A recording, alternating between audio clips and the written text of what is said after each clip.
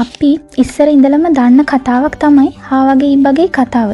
අපි මේ කතා මාලාවේ පළමු පරිච්ඡේදය ඇති වෙනකන් අහලා තිබුණාට මේකේ තවත් කතා පරිච්ඡේද 3ක් තියෙනවා.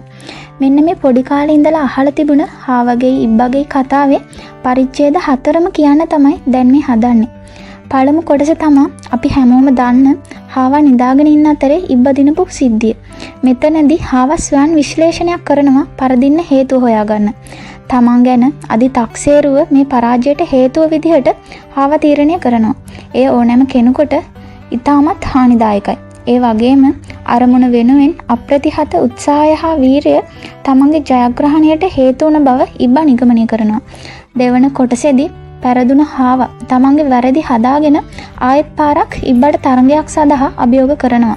ඉබ්බත් ඉතින් කැමති වෙනවා. හාවා මෙදා පොටේ ගිය පාර වගේ නිදියන්න එහෙම නැතුව එක දිගට පුළුවන් උපරිම වේගෙන් දුවලා ගේමක් නැතුව තරඟෙ දිනනවා. දැන් හාවා හිතනවා අරමුණ වෙනුවෙන් තම උපරිම හැකියාව යොදවලා වැඩ කළොත් මැච් එක ගහන්න පුළුවන් කියලා. ඒ අතරේ මන්දගාමීව අදාළ අරමුණට නොකඩවා වැඩ කළාට නිසි වේගය නැතුව තරඟකාරී වාතාවරණයකදී ජයග්‍රහණය ලබා ගන්න බෑ කියලා ඉබ්බා හිතනවා. තුන්වන පරිච්ඡේදයේදී ඉබ්බා ආයෙමත් පාරක් හාවට තරඟයට කතා කරනවා. හාවත් එක පයින්ම තරඟයට කැමති වෙනවා. මේ පාර ඉබ්බා හාවට යෝජනාවක් කරනවා. අපි දැන් එකම පාරේ දෙපාරක් දිව්වනේ. මේ සැරේ වෙන පාරක දුවමු. හාවත් ඒකට කැමති වුණා. ඔන්න දැන් මෙදා පාර අලුත් පාරක තරඟේ පටන් ගත්තා. හාවා ගැම්මට දුවනවා නෙවෙයි විදිනවා.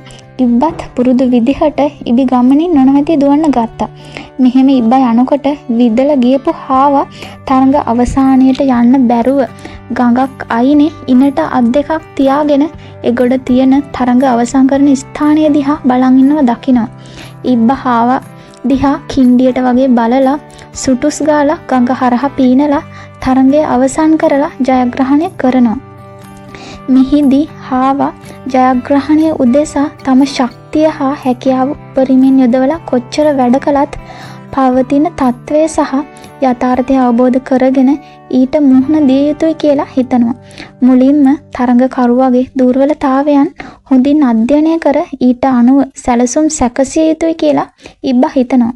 ඉතින් කතාව මෙතනින් ඉවර නෑ. හොඳම ටික එන්නේ ඊට පස්සේ. 4 වන පරිච්ඡේදයේදී හාවා ඉබ්බට නැවතත් අර ගඟ හරහා වැටුණු පාරෙන්ම තරඟයක් පවත්වන්න ආරාධනා කරනවා. හැබැයි මේ පාර ඔවුන් තරඟකරුවන් විදිහට නැතුව සහායකයින් විදිහට දාවන තරඟයට සහභාගී වීමට තීරණය කරනවා. කතා කරගත්තු විදිහට ආයෙමත් තරඟය ආරම්භ වෙනවා. හොඳම වැඩේ කියන්නේ මේ පාර හාවා ඉබ්බවත් පිටේ තියාගෙන හැල්මේ දුවනවා. ඔහොම වේගයෙන් දුවපු හාවා ගඟ ළඟ නැවතිලා ඉබ්බව බිමින් තියනවා. ඒත් එක්කම හාවව පිටට ගත්තු ඉබ්බා ෂණිකව ගඟ හරහා පීනලා හාවත් එක්කම එගොඩට යනවා. ආයෙමත් ඉබ්බව පිටට ගත්තු හාවා තරඟ අවසන් ස්ථානය දක්වා ඉතිරි දුර දිව ගොස් දෙදෙනාම එක්ව තරඟය අවසන් කරමින් දෙදෙනාම ජයග්‍රහණය වාර්තා කරනවා. ඊට පස්සේ මේ දෙන්න මෙහෙම නිගමනයකට එනවා. නිපුණතා සහ හැකියාවන් එකිනෙකාට ආවේනිකයි. තරඟයකදී ලබාගත් ජයග්‍රහණ සම්බන්ධව සතුටු විය හැකි.